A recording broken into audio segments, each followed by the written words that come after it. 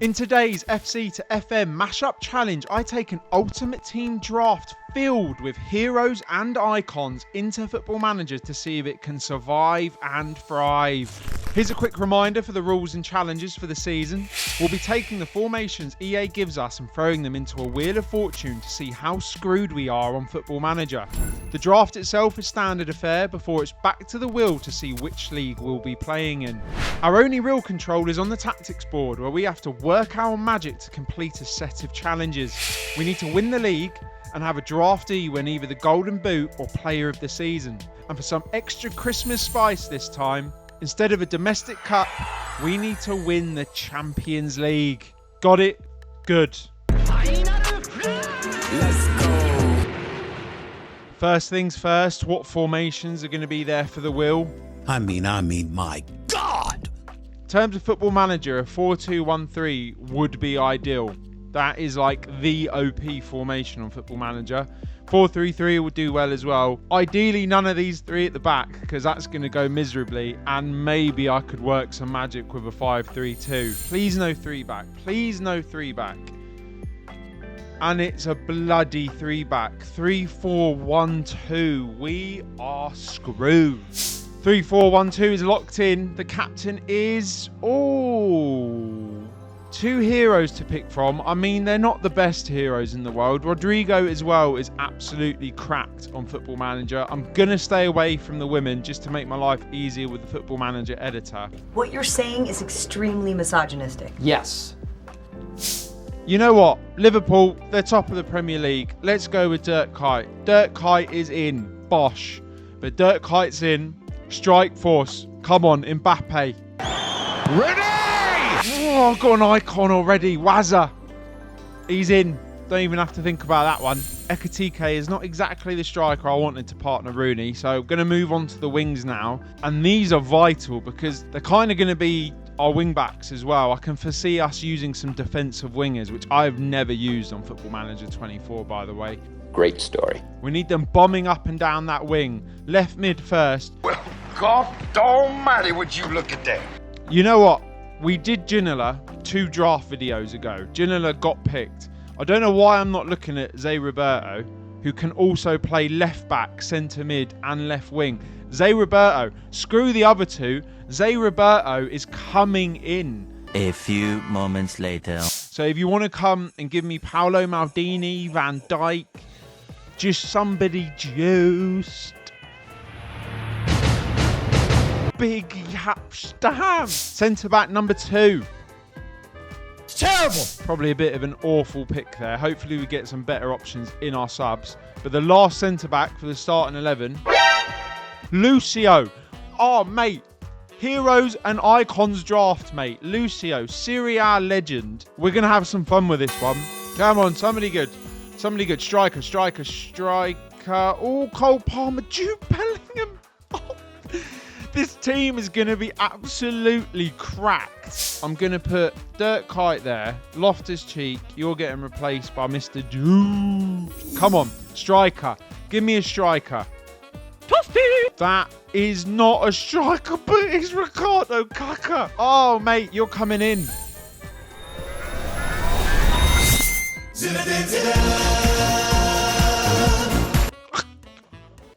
What is going on with drafts? What is going on with drafts? We are getting the ultimate Vavavoom. Zinedine Zidane. Hadouken! Perfect! Editor is going to take ages to add all these players. Holy smokes. I'm probably screwing myself right over here by not having any depth on the wings, but who cares, mate? Who cares? It's all for fun. It's Christmas. And then we get Dumfries. You see? You have faith. You have faith and you get rewarded. Could do with a sick one here. Oh, Alphonso Davies. Now we've got Areola in goal. Oblak, Courtois. Nope. So that is the draft complete. You can see we have got a phenomenal squad. We've got Davies, Kimmich, Musiala, Elise, Kuyt on the bench. You Bayern fans are probably going to be thinking, how are none of them starting? Well, it's because we got Kaka, Zidane, Rooney and Bellingham, people. Nice. We've got to figure out what country we're actually playing in. So it is back to the wheel. So the League Will is locked and ready to go. If you're wondering why La Liga is not there, we actually did La Liga on the last draft video, so they are excluded this time. I've left a link in the description if you want to go watch that. But it's time to find out who we're getting today. Liga 1, I think we're going to absolutely boss if we get it. And we have got Ligue 1. We are taking this absolutely ridiculous team to France. PSG, mate, we are coming for you. So all of the heroes and icons we got in that draft are now into Football Manager. I'm showing them on screen now. Please do let me know in the comments whether you think they're undercooked, overcooked, just right. If you think there's anything that's off about them, let me know in those comments. And by the way, I haven't said it yet, but Merry Christmas. Hope you all have a fantastic week ahead. But the tactic has had me scratching my head. I'm not going to lie. You may look at this team and think it is absolutely juice, and you would be right. But we've got two centre mids that are not defensive centre mids. Bellingham's had to be sacrificed as our ball-winning midfielder just because he's got more energy than Zidane, and he has also got tackling of 15 out of 20. However, he does have run with ball often and gets into the opposition area's player traits. And Zidane has got arrives late into the opponent's area and runs with the ball often. So the defensive solidity in the middle of the park is basically non-existent. So to get around that, I'm actually playing our middle centre-back as a libero on support. It's a bold strategy, Cotton. I'm putting none other than Joshua Kimmich there. That means that we should get a bit of a diamond going in that midfield and just offer a bit more support both on the ball and off the ball. Other area of the pitch to look at is up top. Obviously, I am not playing Jonathan David as a deep lying forward.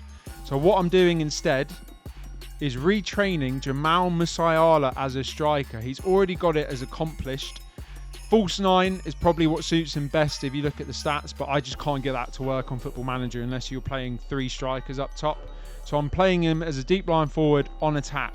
Hopefully he will be the glue, the link between Kaka and Rooney. In all honesty, I have no idea how this season's going to go. And what makes things even more difficult is if I go to dynamics, you will see we have some of the worst team cohesion you will ever see in your life. Players will experience significant issues with their vision and reactions to events unfolding when playing. So it does mean the start of the seasons are very difficult indeed. And we cannot afford a difficult start this season because that extra Christmas spice is here and we are into the Champions League. Now, we are in the 23-24 season, so it's the traditional Champions League qualifying rounds. Then we go into a group stage, round of 16 and onwards. So there is actually a chance we could drop into the Europa League as well, which I would fancy our chances a lot more than Champions League. But we want the Champions League. With all of that being said, it's time to go and take PSG's crown in Ligue 1. And with our eyes on that first PSG game come the end of October, all focus was on building up tactical and team cohesion to keep us in touching distance until then. So I wasn't best pleased when we dropped 2 points in our very first game. It's embarrassing. Fortunately, Wazza was settling in just fine and fired us to wins in our next 3 matches to leave us third heading into the first international break of the season.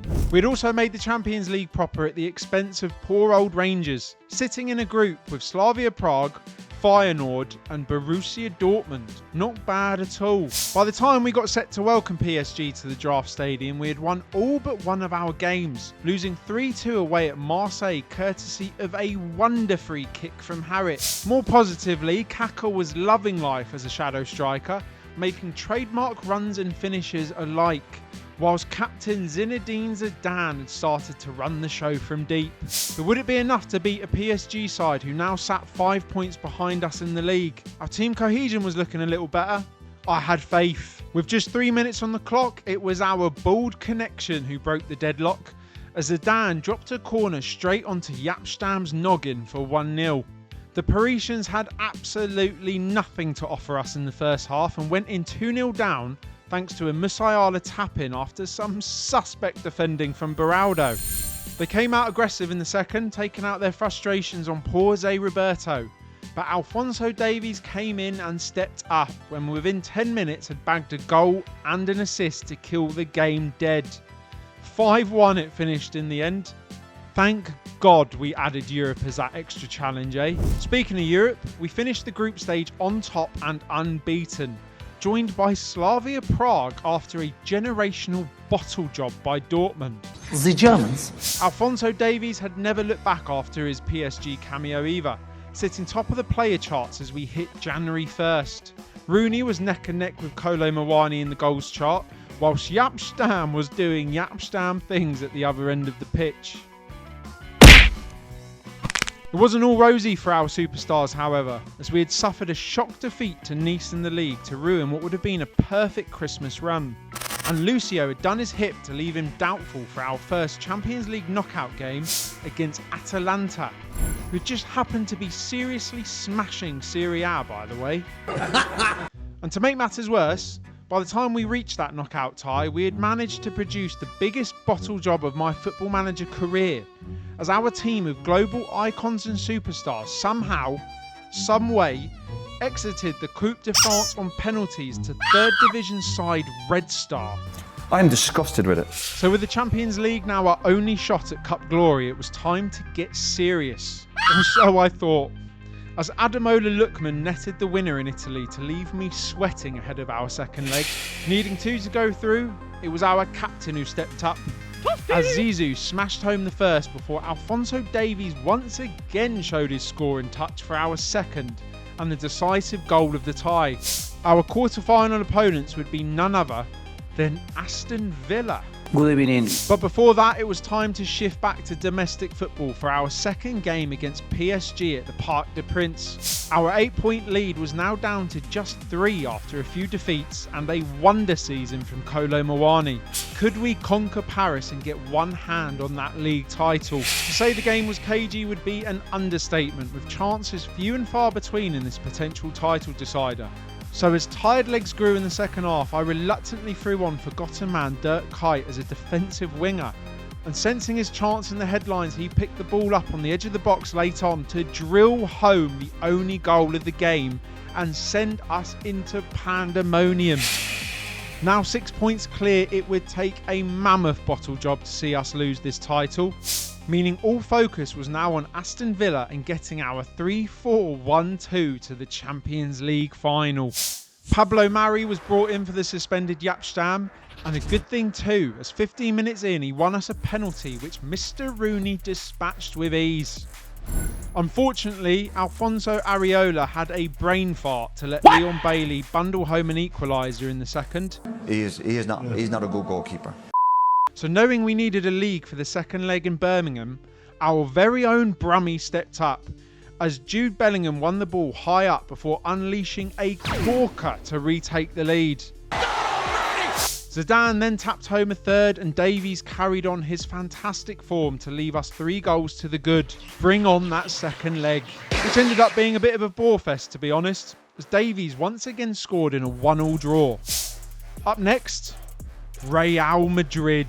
You cannot be serious! But first we had a Ligue 1 title to secure. 9 points clear with 3 games left. One more win would put PSG out of their misery. Time to get nasty with Nice. And it was one of our unsung heroes, Denzel Dumfries, who got us off to a not-so-Nice start. Jonathan David tapped home a second, and then Wazza had us 3 up at half-time with a toe poke. Lucio rounded off proceedings with a nice header, meaning our draftees had clinched Ligue 1 and our first completed challenge of the season. But whilst the title was ours, we still had some challenges in the league to finish. Specifically Wayne Rooney, now neck and neck with Kolo Muani in the goal tally.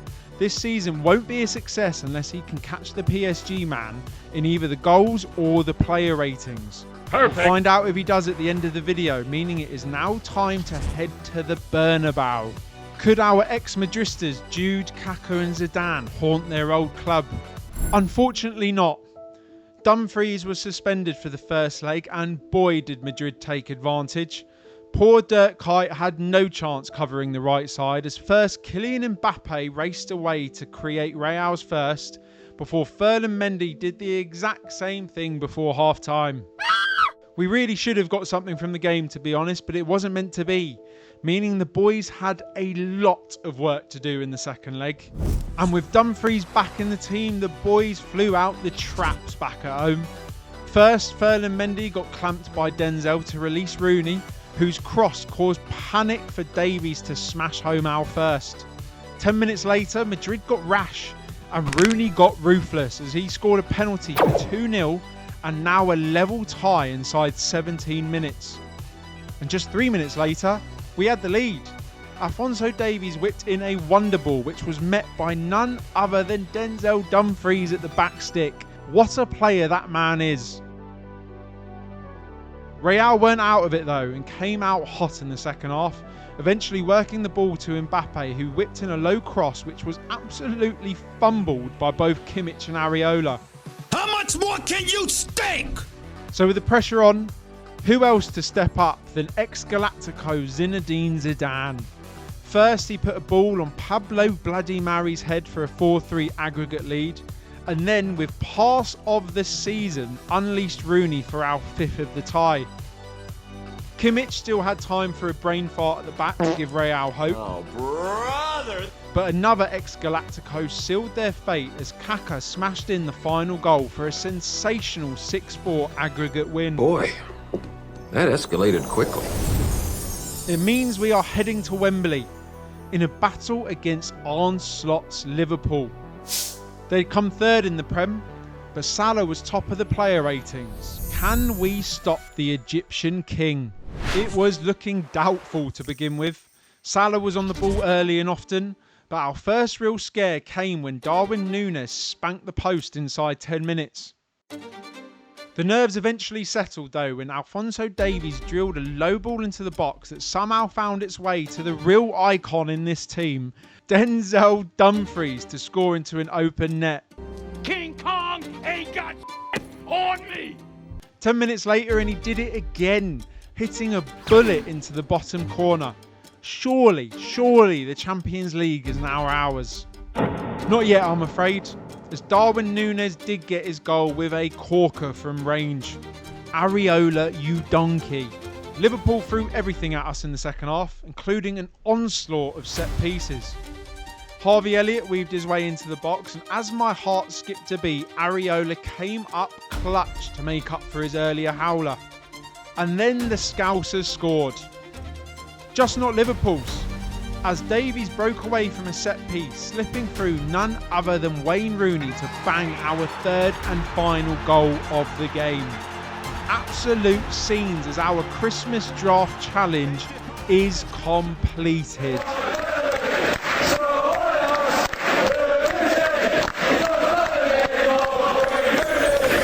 Bloody hell, what a game that was to finish things off. The second half of that final had me sweating my tits off, ladies and gentlemen. But our own personal Scouser, Wayne Rooney, did the job on the Scousers. You love to see it. Now, of course, winning the Champions League means we won the Champions League and we won the Ligue 1. So that is 2 of the 3 challenges completed, done and dusted. So, did Wayne Rooney win the Golden Boot, or did he win Best Player? Drum roll, please.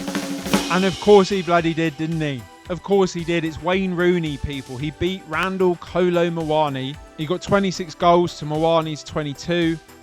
Dumfries got the most assists. Like I said, he is the GOAT. And Wayne Rooney, well, he did the double. He won Best Player as well. 7.57 rating. If I go to the final league table, we can see that we won the league at a canter in the end. And there you have it. Wayne Rooney, top of the goals, top of the ratings. And our GOATs, our defensive wingers, top of the assist chart. So the 3-back really worked a treat. But of course, our team was juiced. So maybe if you go and try this with Wrexham, you're probably going to have different results. But hey, either way, let me know in the comments. And of course, again, if you haven't already, like and subscribe. Merry Christmas, have a great week, and I shall catch you in the next one. Peace.